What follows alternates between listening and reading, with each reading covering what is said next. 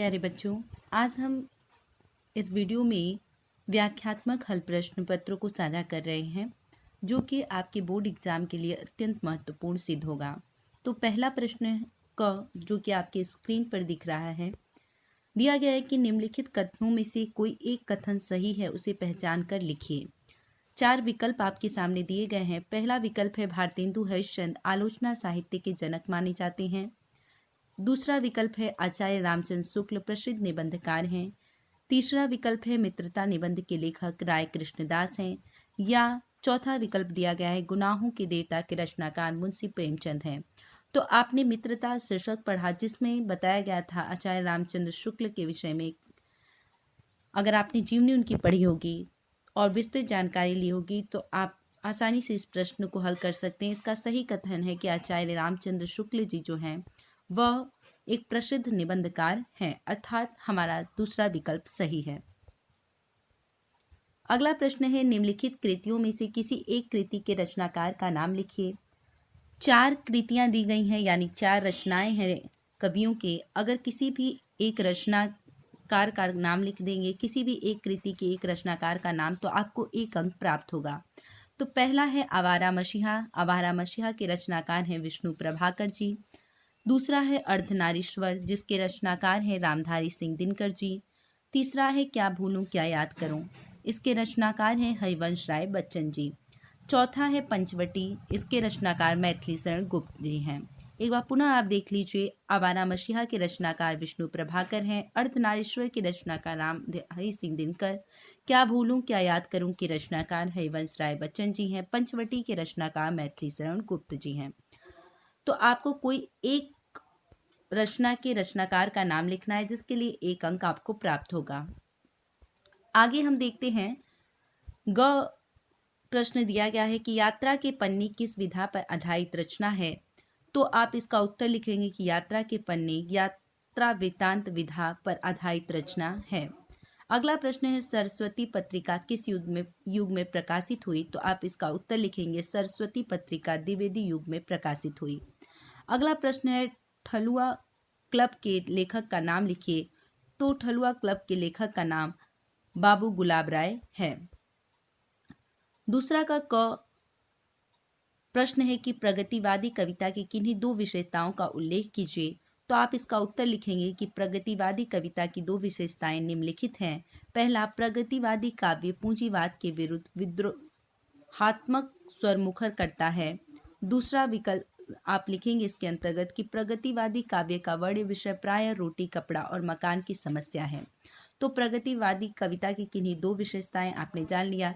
पहला, पूंजीवाद के विरुद्ध विद्रोहात्मक स्वर मुखर करता है। प्रगतिवाद काव्य जो भी प्रगतिवादी कवि हैं वह पूंजीवाद के विरुद्ध अपने विद्रोह को प्रकट करते हैं। और दूसरा, प्रगतिवादी काव्य का वर्ण विषय यानी कि जो वर्णन किया जाता है प्रगतिवादी काव्य में, उसमें प्रायः रोटी कपड़ा और मकान की समस्या को उजागर किया गया है। ख प्रश्न है कि रीतिकाल के 2 प्रमुख कवियों के नाम लिखिए। तो आप इसका उत्तर लिखेंगे कि रीतिकाल के 2 प्रमुख कवियों के नाम बिहारी लाल और पद्माकर है।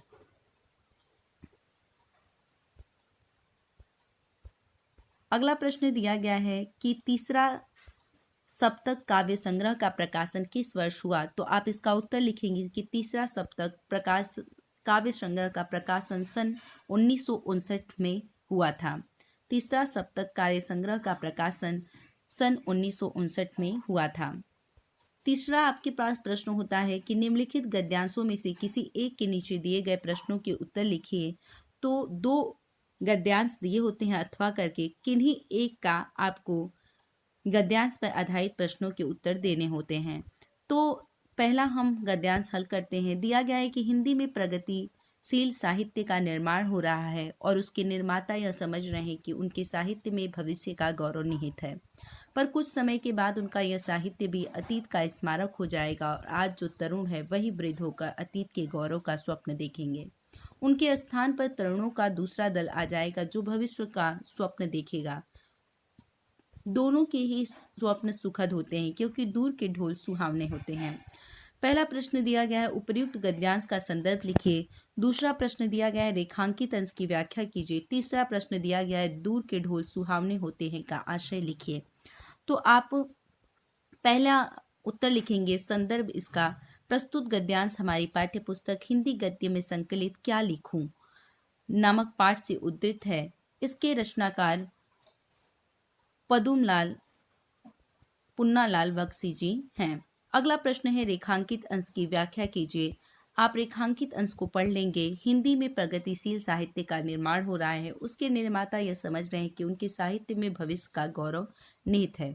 तो आप रेखांकित अंश की व्याख्या के अंतर्गत लिखेंगे कि प्रस्तुत पंक्तियों से लेखक का आशय है कि हिंदी साहित्य प्रगतिशीलता की ओर बढ़ रहा है और साहित्यकार इस दायित्व को समझ भी रहे हैं कि उनके ही सृजन पर भविष्य की सफलता टिकी हुई है। अगला प्रश्न दिया गया है कि दूर के ढोल सुहावने होते हैं का आशय लिखिए। तो आप इसका उत्तर लिखेंगे कि इस लोकोक्ति का अर्थ है कि दूर से देखने पर हर वस्तु अच्छी लगती है, उसके गुण और दोष का ज्ञान तो समीप जाकर ही होता है। अथवा हमने कहा कि दो आपको गद्यांश दिए होते हैं, किसी एक गद्यांश पर आधारित प्रश्नों के उत्तर देने होते हैं। तो पहले गद्यांश को भी हमने पूरी व्याख्या की, अब दूसरे गद्यांश पर भी हम चर्चा कर लेते हैं।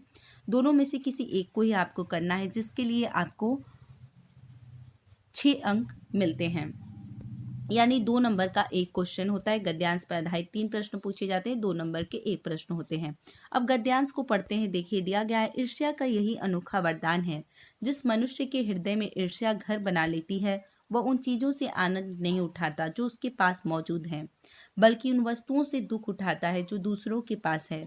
वह अपनी तुलना दूसरों के साथ करता है और इस तुलना में अपने पक्ष के सभी अभाव उसके हृदय पर दंश मारते रहते हैं। देश के इस दाह को भोगना कोई अच्छी बात नहीं है, मगर ईर्ष्यालु मनुष्य करे भी तो क्या, आदत से लाचार होकर उसे यह वेदना भोगनी पड़ती है। अब देखिए प्रश्न दिया गया है कि उपर्युक्त गद्यांश का संदर्भ लिखिए। तो आप इसका संदर्भ लिखेंगे कि प्रस्तुत गद्यांश हमारी पाठ्य पुस्तक हिंदी गद्य में संकलित ईर्ष्या तू न गई मेरे मन से नामक पाठ से लिया गया है। इसके लेखक रामधारी सिंह दिनकर जी हैं। अगला प्रश्न दिया गया है कि रेखांकित अंश की व्याख्या कीजिए। रेखांकित अंश को आप पढ़ लेंगे। ईर्ष्यानु मनुष्य करे भी तो क्या, आदत से लाचार होकर उसे यह वेदना भोगनी पड़ती है। तो आप इसका उत्तर लिखेंगे रेखांकित अंश की व्याख्या के अंतर्गत कि प्रस्तुत पंक्तियों में लेखक कहता है कि ऐसे व्यक्ति जो दूसरों से उनके ऐश्वर्य और सुख सुविधा को देखकर ईर्ष्या करते हैं, वे अपने पास की वस्तुओं और साधनों से कभी आनंद नहीं उठाया करते। उन्हें बराबर इसी बात की चिंता रहती है कि दूसरों के पास अमुक वस्तु क्यों और कैसे है, हमें क्यों नहीं प्राप्त होती है। तात्पर्य यह है कि जिस व्यक्ति के हृदय में दूसरों की प्रगति और उन्नति के को देखकर ईर्ष्या भाव जागृत होता है, वह कभी सुख नहीं प्राप्त कर सकता, वह सदैव कष्ट उठाता है, क्योंकि उसके दुख का कारण वे साधन होते हैं जिन्हें दूसरे लोग भोग रहे होते हैं। अगला प्रश्न दिया गया है कि लेखक ने ईर्ष्या को अनोखा वरदान क्यों कहा है। तो आप इसका उत्तर लिखेंगे कि लेखक ने ईर्ष्या को अनोखा वरदान क्यों कहा है। तो आप इसका उत्तर लिखेंगे कि ईर्ष्यालु व्यक्ति को वेदना इसलिए भोगनी पड़ती है क्योंकि उसकी ईर्ष्या का कारण वे साधन हैं जिन्हें दूसरे लोग भोग रहे हैं। मनुष्य की इसी प्रकृति को लेखक ने ईर्ष्या का वरदान माना है। आप चाहें तो इन उत्तरों का स्क्रीनशॉट लेकर भी रख सकते हैं। चौथा प्रश्न दिया गया है कि निम्नलिखित पद्यांशों में से किसी एक पद्यांश की संदर्भ सहित व्याख्या कीजिए, जिसके लिए आपको 6 अंक प्राप्त होते हैं। आप को 2 पद्यांश दिए होते हैं, दोनों में से किसी एक पद्यांश का संदर्भ सहित व्याख्या करना होता है। पहला दिया गया है कि सब तीर्थों का एक तीर्थ यह, हृदय पवित्र बना ले हम, आओ यहाँ अजात शत्रु बन सबको मित्र बना ले हम। रेखाएं प्रस्तुत हैं अपने मन के चित्र बना ले हम, 100 आदर्शों को लेकर एक चित्र बना ले हम। देखिए प्रस्तुत जो पद्यांश है इसका संदर्भ आप लिखेंगे कि प्रस्तुत काव्य पंक्तियां हमारी पाठ्य पुस्तक काव्य संकलन में संकलित भारत माता का मंदिर यह नामक पाठ से उद्धृत है। इसके रचयिता मैथिली शरण गुप्त जी हैं और व्याख्या के अंतर्गत आप लिखेंगे कि मैथिली शरण गुप्त जी कहते हैं कि भारत देश सभी तीर्थों का एक तीर्थ है। इस तीर्थ में आकर हम अपने मन को पवित्र बना लें। अजात शत्रु का अभिप्राय जिसका कोई शत्रु न पैदा हुआ हो। गुप्त जी कहते हैं कि हम अजात शत्रु बनकर सभी को अपना मित्र बना लें, सभी से प्रेम कर लें। कवि आगे कहते हैं कि भारत में चारों ओर सृजन की परिस्थितियां बिखरी हुई है। इनसे हमें मनवांछित रचनाएं करनी चाहिए, अर्थात जो जिस क्षेत्र में निपुण है उसी में प्रगति करें। आदर्शों से भरी भारतीयता के गौरव को हमें अपना चरित्र बना लेना चाहिए। और प्रस्तुत पद्यांश का काव्य सौंदर्य के अंतर्गत आप लिखेंगे कि राष्ट्र प्रेम से उत्पन्न भावों को कवि ने कर्तव्य की माला में गूंथा है। राष्ट्र कवि ने भविष्य के भारत निर्माण की संकल्पना का बीजारोपण किया है। इसकी भाषा खड़ी बोली है, शैली गेय, रस शांत रस है, छंद मुक्तक, अलंकार रूपक अलंकार है, गुण प्रसाद का प्रयोग निम्नलिखित पंक्तियों में हुआ है। और भाव साम्य के अंतर्गत लिखेंगे, भाव साम्य प्रस्तुत पद्यांश वियोगी हरि द्वारा रचित विश्व मंदिर से भाव साम्य रखता है। यानी जो विश्व मंदिर भारत माता का मंदिर या जो आपने इस पद्यांश को पढ़ा, इससे संबंधित भाव में जो समानता विश्व मंदिर की पंक्तियों में भी आपको मिलेगी। कहने का तात्पर्य यह है। अथवा दूसरा गद्यांश दिया गया है कि मोर पखा सिर ऊपर राखियों, गुंज की माल गरे पहनूंगी, ओढ़ी पीताम्बर ले लुकटी, बन गोधन ग्वारन संग फिरूंगी। भाव तो वही मेरो रसखानी, सो तेरे कहे सब स्वांग करूंगी, या मुरली मुरली धर की अधरा धन धरी अधरा न धरूंगी। तो इसका आप संदर्भ लिखेंगे कि प्रस्तुत पद्यांश हमारी पाठ्य पुस्तक काव्य संकलन में संकलित सवै से उद्धृत है। इसके रचयिता प्रसिद्ध कृष्ण भक्त कवि दसखान जी हैं। देखिए, मोर पखा सिर ऊपर राख्यो, एक सखी है, वो अपनी सखी से कहती है कि हे सखी, मैं भगवान श्री कृष्ण के मोर पंख को सिर के ऊपर रखूंगी, गुंज की माल गरे पहनूंगी, गरे अर्थात गले में, और गले में वरमाला धारण कर लूंगी, ओढ़ी पीताम्बर ले लकटी, और कृष्ण की ही भांति मैं पीताम्बर ओढ़कर लकुटी लेकर बन गोधन ग्वारन संग फिरूंगी, ग्वाल बालों के साथ साथ वन में घूमूंगी। भाव तो वही मेरो रसखानी। आगे वह कहती है कि इसके अतिरिक्त भाव तो जो तुम सभी को अच्छा लगता है, सो तेरे कहे सब स्वांग करूंगी, वह सारा स्वांग करूंगी। किंतु या मुरली मुरलीधर की, परंतु ये जो बंसी है वो मुरलीधर यानी मुरली को धारण करने वाले अर्थात कृष्ण की है। अधरा न धरी अधरा न धरूंगी, चूंकि उन्होंने इसे अपने अधरों पर धारण किया है, इसलिए मैं इसे अपने अधरों पर धारण नहीं करूंगी। अधर मतलब होता है होठ। उन्होंने अपने होठों पर इसे धारण किया था, इसलिए मैं इसे अपने होठों पर धारण नहीं करूंगी, क्योंकि यह मुरली मेरी सौत है और श्याम के जिन अधरों का रसवादन मुझे करना था उसे इस बांसुरी ने किया है, अर्थात मैं इसे अपने होठों पर धारण नहीं करूंगी। इसका व्याख्या भी आप यहाँ से देख सकते हैं। अगर आपको समझ में ना आया हो तो स्क्रीनशॉट ले सकते हैं।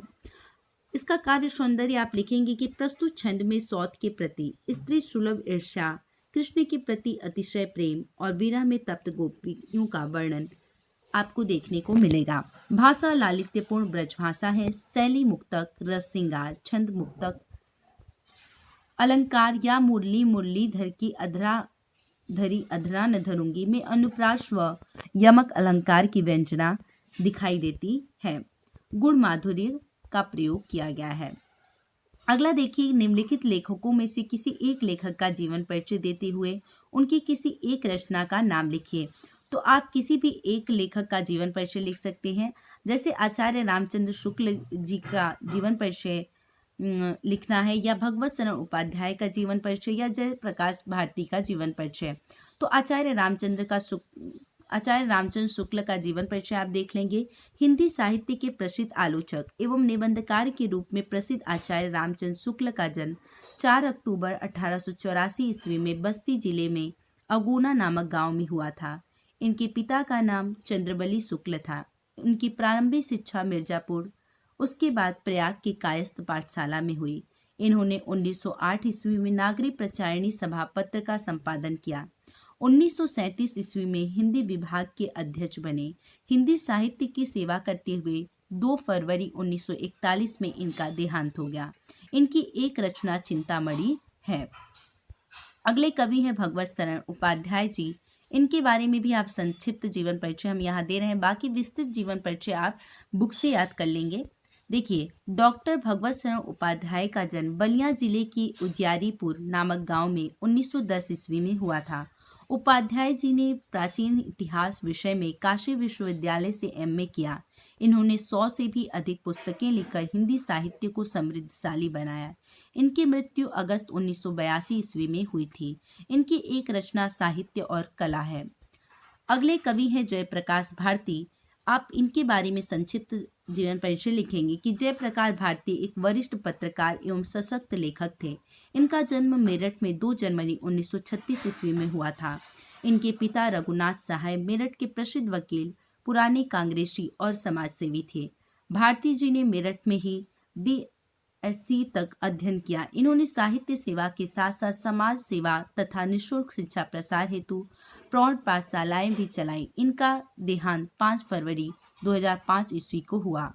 इनकी एक रचना अथाह सागर है। अब देखिए, इसी प्रकार से आपको किसी एक कवि का जीवन परिचय लिखना होता है। तुलसीदास, सुभद्रा कुमारी चौहान या श्याम नारायण पांडे जी में से किसी एक का आप जीवन परिचय लिख लेंगे। देखिए, तुलसीदास का जीवन परिचय हम आपसे साझा कर रहे हैं। तुलसीदास जी का जीवन परिचय के अंतर्गत लिखेंगे कि भक्ति कालीन राम भक्ति शाखा के प्रतिनिधि कवि गोस्वामी तुलसीदास जी का जन्म के संबंध में विद्वानों में मतभेद है। मान्यता के अनुसार तुलसीदास का जन्म संवत 1554 विक्रमी संवत की श्रावण शुक्ल पक्ष सप्तमी तिथि को चित्रकूट जिले के राजापुर ग्राम में माना जाता है। इनके पिता का नाम आत्माराम दुबे तथा माता का नाम हुलसी था। इनकी विलक्षणता से भयभीत एवं आश्चर्यचकित इनके माता पिता द्वारा पैदा होते ही इनका त्याग कर दिए जाने के कारण इनका पालन पोषण एक दासी ने किया तथा ज्ञान एवं भक्ति की शिक्षा प्रसिद्ध संत बाबा नरहरिदास ने प्रदान की। इनका विवाह रत्नावली के साथ हुआ था। ऐसा प्रसिद्ध है कि पत्नी प्रेम में अनुरक्त तुलसीदास के मन में पत्नी रत्नावली की फटकार से ही वैराग्य उत्पन्न हुआ और उसी प्रेरणा के फलस्वरूप तुलसीदास ने रामचरितमानस जैसे अमर ग्रंथ की रचना की। इनका समय काशी, अयोध्या और चित्रकूट में अधिक व्यतीत हुआ। संवत 1680 श्रावण कृष्ण पक्ष तृतीया तिथि दिन शनिवार को 80 घाट पर तुलसीदास परमात्मा में विलीन हो गए। इनकी एक रचना रामचरितमानस है। इसी प्रकार से आप सुभद्रा कुमारी चौहान का जीवन परिचय एवं श्याम नारायण पांडे का संक्षिप्त जीवन परिचय लिख लेंगे। अगला देखिए, 6वां आपके प्रश्न पत्र में प्रश्न पूछा जाता है कि निम्नलिखित संस्कृत गद्यांश का संदर्भ सहित हिंदी अनुवाद कीजिए, जिसके लिए आपको 4 अंक प्राप्त होते हैं। देखिए, दिया गया है कि नागरिक बहुकालम यावत अचिंत्यत परम प्रहेलिकाया उत्तर दातुम समर्थ न अभवत अतः ग्रामीणाम अवदत् अहम अस्या प्रहेलिकाया उत्तरम न जानामि। इदं श्रुत्वा ग्रामीण अकथयत् यदि भवान् उत्तरं न जानन्ति तर्हि ददातु 10 रूप्यकाणि। अतः म्लान मुखेन नागरिकेण समयानुसार 10 रूप्यकाणि दत्तानि। देखिए, इसका संदर्भ आप लिखेंगे कि प्रस्तुत गद्य अवतरण संस्कृत परिचारिका के अंतर्गत संकलित प्रबुद्धो ग्रामीण नामक पाठ से लिया गया है। हिंदी अनुवाद के अंतर्गत आप लिखेंगे कि नागरिक कह बहुकालम यावत अचिंत्यत, अर्थात नागरिक ने बहुत समय तक सोचा परंतु प्रहेलिकाया उत्तर दातुम समर्थम न अभवत, किंतु या परंतु वह पहेली का उत्तर देने में समर्थ न हुआ। प्रहेलिकाया मतलब पहेली का उत्तर देने में, दातु मतलब देने में समर्थ न अभवत नहीं हुआ। अतः ग्रामीणाम अवदत्, अतः ग्रामीण से कहा अहम अस्या पहेलिका उत्तरम न जानामि, मैं इस पहेली का उत्तर नहीं जानता। इदम श्रुत्वा, यह सुनकर, ग्रामीण अकथयत्, ग्रामीण ने कहा, यदि भवाम उत्तरम न जानन्ति, यदि आप उत्तर नहीं जानते तर्हि ददातु 10 रुपये कारणी, तो आप 10 रुपये दीजिए। अतः इसलिए म्लान मुखेन नागरिकेण सम्यानुसार 10 रुपयाणि दत्तानि। अतः मलिन मुख वाले या मुरझाए मुख वाले नागरिक ने शर्त के अनुसार 10 रुपये दे दिए। समयानुसार यानी शर्त के अनुसार 10 रुपये दे दिए। एक बार पुनः इसका आप सिर्फ हिंदी अनुवाद देख लेंगे कि नागरिक ने बहुत समय तक सोचा परंतु वो पहेली का उत्तर देने में समर्थ न हुआ, इसलिए उस ग्रामीण से कहा मैं इस पहेली का उत्तर नहीं जानता। यह सुनकर ग्रामीण ने कहा यदि आप उत्तर नहीं जानते तो दीजिए 10 रुपये। इसलिए मुरझाए हुए मुख वाले नागरिक ने शर्त के अनुसार 10 रुपये दे दिए। अगला आपका श्लोक होता है अथवा करके, या तो आप गद्यांश का उत्तर लिखिए या श्लोक का लिखिए। देखिए दिया गया है कि सर्वे भवन्तु सुखिनः सर्वे सन्तु निरामया सर्वे भद्राणि पश्यन्तु माँ कश्चित् दुःखभाग् भवेत्। संदर्भ आप इसका लिखेंगे कि प्रस्तुत श्लोक हमारी पाठ्यपुस्तक संस्कृत परिचारिका के अंतर्गत भारतीय संस्कृति नामक पाठ से उद्धृत है। इसमें सभी के कल्याण की कामना की गई है। इसका आप हिंदी अनुवाद लिखेंगे सर्वे भवन्तु सुखिनः अर्थात सब सुखी हों। सर्वे संतु निरामया, निरामया मतलब रोग रहित यानी किसी को रोग ना हो, सब रोग रहित हों। सर्वे भद्राणि पश्यन्तु सब कल्याण को देखें। माँ कश्चित् दुःखभाग् भवेत् कोई भी दुख का भागी न हो। अगला दिया गया है कि अपनी पाठ्य पुस्तक से कंठस्थ कोई एक श्लोक लिखिए जो इस प्रश्न पत्र में न आया हो। तो आप एक कोई भी श्लोक लिख सकते हैं, जैसे निर्छीर विवेके हंस आलस्यम त्वमेव तन्स्यु चेत विश्व अस्मिन् दुनियायां कुलव्रतं पालिष्यति क। या आप लिखेंगे एक श्लोक, कोई भी एक श्लोक आप लिख सकते हैं जो कि प्रश्न पत्र में ना आया हो। कोई भी एक श्लोक आप याद कर लीजिए। इसके लिए भी हमने अपने चैनल पे वीडियो बनाया है, अगर आपने नहीं देखा है तो प्लेलिस्ट में जाकर देख सकते हैं। इसके लिए आपको 2 अंक प्राप्त होंगे। अगला दिया गया है कि निम्नलिखित प्रश्नों में से किन्हीं 2 प्रश्नों के उत्तर संस्कृत में लिखिए। तो 2 प्रश्नों के उत्तर अगर आप लिखते हैं तो 1-1 नंबर यानी 2 नंबर आपको प्राप्त होते हैं। पहला प्रश्न दिया गया है कि निर्छीर विषय हंसस्य का विशेषता अस्ति। तो आप इसका उत्तर लिखेंगे कि निर्छीर विवेके हंस स्वकुल वर्तम पाल्यति। अगला प्रश्न है वीरः केन पूज्यते। तो आप इसका उत्तर लिखेंगे वीरः वीरेण पूज्यते। ग्रामीणान क उपाहसत। तो आप लिखेंगे ग्रामीणान नागरिक उपाहसत। विद्या केन वर्धते। तो आप इसका उत्तर लिखेंगे अभ्यासेन विद्या वर्धते। अगला प्रश्न 8वां होता है कि करुण अथवा हास्य रस की परिभाषा उदाहरण सहित लिखिए, जिसके लिए आपको 2 अंक मिलते हैं। तो आप करुण रस की परिभाषा लिखेंगे कि करुण या हास्य रस में से किसी एक को आपको करना है, या तो करुण को कीजिए या तो हास्य रस को। तो हम दोनों को बताते हैं। देखिए करुण रस प्रिय व्यक्ति के पीड़ित या गत होने पर या इष्ट वस्तु वैभव आदि के नष्ट होने पर हृदय को जो क्षोभ या क्लेश होता है उसी की व्यंजना से करुण रस की उत्पत्ति होती है। करुण रस का अस्थायी भाव शोक है। आप इसका उदाहरण लिखेंगे हे खग मृग हे मधुकर श्रेणी तुम देखी सीता मृग नयनी।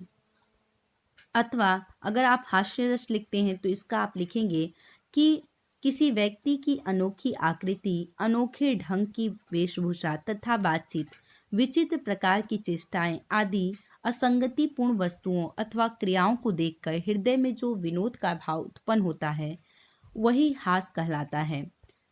इसका उदाहरण आप लिखेंगे पूछ तिग्राम बधु सियसो कहो सांवर से सखी राव रिको है। यह आपका जो पंक्ति है यह वन पथ पर नामक पाठ से लिया गया है, जो कि आपके चैप्टर में तुलसीदास जी का, कि गांव की जो स्त्रियां हैं वो सीता से पूछती हैं कि यह जो सामने से वह आपके कौन हैं। तो आपने पढ़ा होगा तो इसे आप याद कर लीजिएगा। अगला है कि उपमा अथवा रूपक अलंकार की परिभाषा उदाहरण सहित लिखिए। या तो आपको उपमा अलंकार की परिभाषा उदाहरण सहित लिखनी है या तो रूपक अलंकार की लिखनी है। उपमा अलंकार का आप लिखेंगे जहाँ किसी एक वस्तु की किसी दूसरी प्रसिद्ध वस्तु से गुण, धर्म और स्वरूप के कारण समानता या तुलना की जाती है, वहाँ उपमा अलंकार होता है। उपमा अलंकार के 4 अंग होते हैं: उपमेय, उपमान, साधारण धर्म या वाचक। उदाहरण आप लिखेंगे पीपर पात सरिस मंडोला। यहाँ मन की तुलना पीपर के पत्ते से की गई है। यहाँ मन जो है वह उपमेय है, पीपर पात उपमान है और सरिस वाचक शब्द है और डोला साधारण धर्म है। अगला है रूपक अलंकार। जहाँ उपमेय और उपमान में अभिन्नता प्रकट की जाए वहाँ रूपक अलंकार होता है। जैसे उदाहरण आप लिखेंगे चरण कमल बंदो हरिराई, यानी जहाँ उपमेय और उपमान में अभिन्नता यानी भेद न हो वहां पर रूपक अलंकार होता है। जैसे चरण कमल बंदो हरिराई। अब देखिए सोरठा और रोला छंद की परिभाषा उदाहरण सहित लिखिए। तो सोरठा छंद आप लिखेंगे कि यह दोहे का उल्टा होता है। इसके प्रथम एवं तृतीय चरण में 11-11 मात्राएं तथा द्वितीय एवं चतुर्थ चरण में 13-13 मात्राएं होती हैं। उदाहरण स्क्रीन पे दिया गया है, इसको आप गिन लेंगे। जो सुमिरत सिद्धि होई, गण नायक करीवर बंदन, करहूं अनुग्रह सोय, बुद्धि राशि सुन गुण सदन। देखिए पहले और तीसरे चरण में 11-11 और 13-13 मात्राएं होंगी। आप गिन लीजिए इसको। जो अंग्रेजी के एस की तरह दिखाई दे रहा है इसे की 2 मात्राएं हैं और जो एक की तरह दिखाई दे रहा है इसकी 1 मात्रा है, यानी लघु और दीर्घ के चिन्ह है। आपने पढ़ा होगा। रोला का देख लीजिए। परिभाषा दिया गया है कि यह सममात्रिक छंद है। इसमें 4 चरण होते हैं और प्रत्येक चरण में 24 मात्राएं होती हैं। 11 और 13 मात्राओं पर यति होती है। इसका भी उदाहरण यहाँ पर दिया गया है, आप देख लीजिए और इसे लगा लीजिएगा। अगला प्रश्न देखिए, दिया गया है 9वां प्रश्न कि निम्नलिखित उपसर्गों में से किन्हीं 3 के मेल से एक एक शब्द बनाइए। यानी आपको किन्हीं 3 का प्रयोग करके एक एक शब्द बनाना है। यानी ये जो शब्दांश दिए गए हैं इनमें से किसी 3 शब्दांश का चयन कीजिए और एक एक उपसर्ग से संबंधित आपको शब्द बनाने हैं। तो अ से बना लीजिए अशमय, अधि से बनाइए अधिवास, अनु से अनुमान, सह से सहपाठी, अभि से अभिमान, सु से सुलभ। आपको सिर्फ 3 बनाने हैं जिसके लिए आपको 3 अंक प्राप्त होंगे। अगला प्रश्न दिया गया है निम्नलिखित में से किन्हीं 2 प्रत्ययों का प्रयोग करके एक एक शब्द बनाइए। तो आप लिखेंगे आई से तरुणाई, त्व से कवित्व, पन से बचपन, हट से घबराहट, वट से सजावट, ता से सुंदरता। मगर आपको सिर्फ एक एक शब्द बनाइए, मतलब एक एक शब्द बनाने हैं। सिर्फ 2 का प्रयोग करके सिर्फ 2 से आपको बनाए। जैसे आई से आप लिख लेंगे तरुणाई और त्व से कवित्व। बस 2 अंक आपको मिलेंगे। अगला प्रश्न दिया गया है कि निम्नलिखित में से किन्हीं 2 के विग्रह सहित समास का नाम लिखिए। तो दिया गया है चरण कमल, तो आप लिखेंगे कमल के समान चरण। यह क्या है? कर्मधारय समास है। अगला है नवरत्न, 9 रत्नों का समूह अर्थात द्विगु समास। चक्रपाणी, जिनके हाथों में चक्र है अर्थात विष्णु, यह बहुब्रीहि समास का उदाहरण है। अगला प्रश्न है उत्थान पतन, उत्थान और पतन यह द्वंद्व समास का उदाहरण है। अगला है पंच आनन, जिसके 5 मुख हों अर्थात भगवान शिव, बहुब्रीहि समास है। सप्त ऋषि, 7 ऋषियों का समूह, यह द्विगु समास है। देखिए अगला प्रश्न दिया गया है निम्नलिखित में से किन्हीं 2 शब्दों के तत्सम रूप लिखिए। सिर्फ 2 शब्द के तत्सम रूप लिखने हैं आपको। जैसे आज का आप लिख दीजिए अद्य, अमावस का अमावस्या। अगर मान लीजिए चौराहा पूछता है तो आप लिखेंगे चतुष्पथ, चना का चड़क, कुआं का कूप, बत्ती का वर्तिका। अगला दिया गया है निम्नलिखित में से किन्हीं 2 शब्दों के 2-2 पर्यायवाची शब्द लिखिए।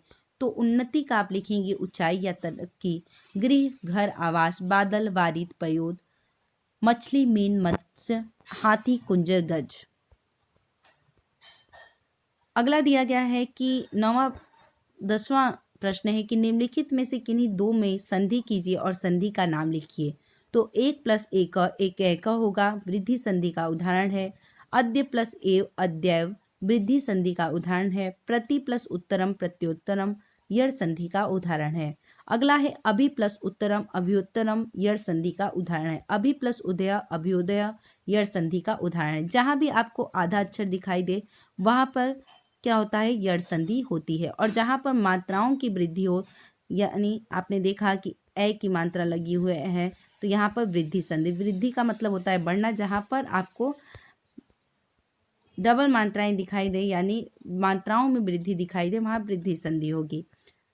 ठीक है, अगला देखिए, निम्नलिखित शब्दों के रूप चतुर्थी विभक्ति बहुवचन में लिखिए। मधु अथवा नदी को आप लिखेंगे मधुभ्य और नदी का आएगा तो नदीभ्य। तद पुलिंग अथवा युष्मद तो तद पुलिंग का तेभ्य और युष्मद का युष्भ्य। अगला है कि निम्नलिखित में से किसी एक की धातु लकार पुरुष तथा वचन का उल्लेख कीजिए। अपठत तो आप लिखेंगे पट धातु लंग लकार मध्यम पुरुष बहुवचन। हसामह अगर आ गया तो आप इसका लिखेंगे हस धातु लट लकार उत्तम पुरुष बहुवचन। पश्येत दृश्य धातु विधिलिंग लकार प्रथम पुरुष एक वचन। अगला है पचंतु पच धातु लोट लकार प्रथम पुरुष बहुवचन। अगला प्रश्न दिया गया है कि निम्नलिखित में से किन्हीं दो वाक्यों का संस्कृत में अनुवाद कीजिए। ग्रामीण शिक्षा के प्रति जागरूक हैं तो आप लिखेंगे ग्रामीणा शिक्षाम प्रति जागरूका सन्ति। हमें देशभक्त होना चाहिए, वयम देशभक्ता भवेम। विद्या सभी धनों में श्रेष्ठ है, विद्या सर्वधनम श्रेष्ठम अस्ति। जन्मभूमि स्वर्ग से भी बड़ी है, जन्मभूमि स्वर्गादपि गरिष्यसि। अगला प्रश्न दिया गया है कि निम्नलिखित में से, यह अंतिम प्रश्न होगा आपका, निम्नलिखित विषयों में से किसी एक विषय पर निबंध लिखिए, जिसके लिए आपको 6 अंक मिलते हैं। पहला विषय दिया गया है जनसंख्या वृद्धि एक अभिशाप या वृक्षारोपण का महत्व, जीवन में खेलकूद की उपयोगिता। चौथा है सदाचार। पांचवा है सारी जहां से अच्छा हिंदुस्तान हमारा। तो जनसंख्या वृद्धि पर हम आपसे चर्चा करेंगे, बाकी आप खुद से कर लेंगे। जनसंख्या वृद्धि एक अभिशाप। रूपरेखा के अंतर्गत आप लिखेंगे प्रस्तावना। दूसरा जनसंख्या विस्फोट का अर्थ एवं उसके कारण। तीसरा परिवार नियोजन की आवश्यकता। चौथा परिवार नियोजन के उपाय। पांचवा उपसंहार।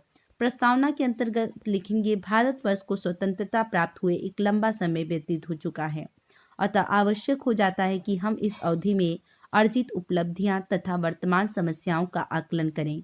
यदि हम विचार करके देखें तो देश ने सभी क्षेत्रों में उल्लेखनीय उन्नति की है। देश का कृषि एवं औद्योगिक उत्पादन कई गुना हो गया है। जन सुविधाओं जैसे पानी, बिजली, दूरसंचार और यातायात आदि के साधनों में भी हमारे आंकड़े पहले की अपेक्षा अत्यधिक संतोषजनक हैं। विचारणीय प्रश्न यह है कि इन सब उपलब्धियों को प्राप्त कर हमारा देश चारों ओर अभाव से ग्रस्त क्यों दिखाई देता है। हमें न पानी मिलता है, न बिजली, न रहने के लिए पर्याप्त आवास है और न युवाओं के लिए पर्याप्त रोजगार। मेरी दृष्टि से इनके 3 प्रमुख कारण भ्रष्टाचार, निष्क्रियता और जनसंख्या विस्फोट है। जनसंख्या विस्फोट का अर्थ और एवं उसके कारण आप इस हेडिंग के अंतर्गत लिखेंगे कि जनसंख्या विस्फोट का अर्थ देश की आबादी का दिनों दिन बढ़ते जाना। प्रसिद्ध अर्थशास्त्री माल्थस का कहना है कि जनसंख्या 2 से 4 और 4 से 16 के निरंतर विकासशील अनुपात में बढ़ती है। स्वतंत्रता के पूर्व जिस अविभाजित भारत की जनसंख्या 30 से 35 करोड़ थी, अब उसमें से बांग्लादेश और पाकिस्तान को निकालकर केवल शेष भारत ही जनसंख्या 1.25 अरब से अधिक हो चुकी है। यूं तो जनसंख्या वृद्धि की समस्या का सामना सारे विश्व को करना पड़ रहा है, परंतु एशिया और भारतीय उपमहाद्वीप के देशों के सामने यह समस्या सबसे अधिक विकराल है। अकेले भारत में ही संपूर्ण विश्व की आबादी का 16 से 20% हिस्सा निवास करता है। इस तथ्य के साथ इनके कारणों पर भी यहाँ विचार किया जाना आवश्यक है। मोटे तौर पर हमारे देश में जनसंख्या वृद्धि के प्रमुख कारण बाल विवाह, बहुविवाह, मनोरंजन के साधनों का अभाव, अशिक्षा एवं अज्ञान, पुरानी रूढ़ियां आदि हैं। अगला हेडिंग आप लिखेंगे परिवार नियोजन की आवश्यकता। इस पॉइंट के अंतर्गत आप लिखेंगे निरंतर बढ़ती हुई आबादी के कारण देश के सामने अनेक समस्याएं खड़ी हो गई हैं।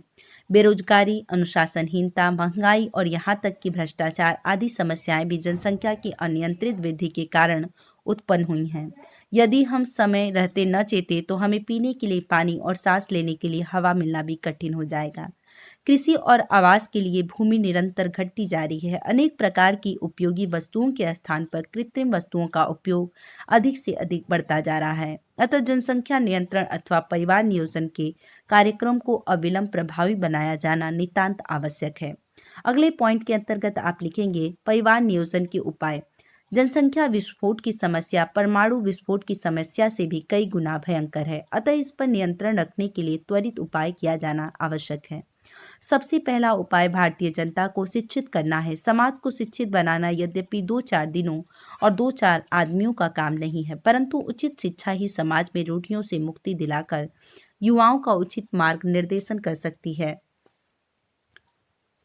सामाजिक कुरीतियां भी इसी से दूर होंगी। दूसरा उपाय परिवार नियोजन के सभी साधनों को अपनाना है। यद्यपि अनेक वर्षों से सरकार इनके प्रसार के लिए लगातार प्रयास कर रही है, संचार साधनों के माध्यम से भी निरंतर इसका प्रचार किया जा रहा है, परंतु अभी अंधविश्वास और रूढ़ियों से ग्रस्त भारतीय समाज इन्हें समुचित मात्रा में अपनाने में असमर्थ है। तीसरा उपाय आम सहमति से जनसंख्या संबंधी नियम बनाना हो सकता है। जिस प्रकार परिवार नियोजन का अनुसरण करने वालों को प्रोत्साहन स्वरूप कुछ सुविधाएं सरकार की ओर से दी जाती हैं, उसी प्रकार दंड की व्यवस्था तथा सरकारी सुविधाओं से वंचित किए जाने के नियम को लागू करके भी उन्हें परिवार नियोजन के लिए बाध्य किया जा सकता है। अंतिम में आप उपसंहार के अंतर्गत लिखेंगे कि दुर्भाग्य की बात है कि जनसंख्या जो किसी देश राज्य के लिए एक अनिवार्य साधन होता है, हमारे देश में समस्या बनी हुई है। भारतीय समाज को अपने देश की इस स्थिति पर गंभीरता से विचार करना चाहिए। अधिक बच्चे देश के साधनों पर भार बन रहे हैं। जनसंख्या नियंत्रण हमारे देश की महत्वपूर्ण आवश्यकता है। इस समस्या को सुलझाकर ही हम व्यक्ति, समाज, परिवार और देश की दशा सुधारने में सफल हो सकते हैं। आज के लिए इतना ही। फिर से जुड़ेंगे हम एक नए वीडियो को लेकर। तब तक के लिए धन्यवाद। जय हिंद, महादेव। घर रहिए, सुरक्षित रहिए।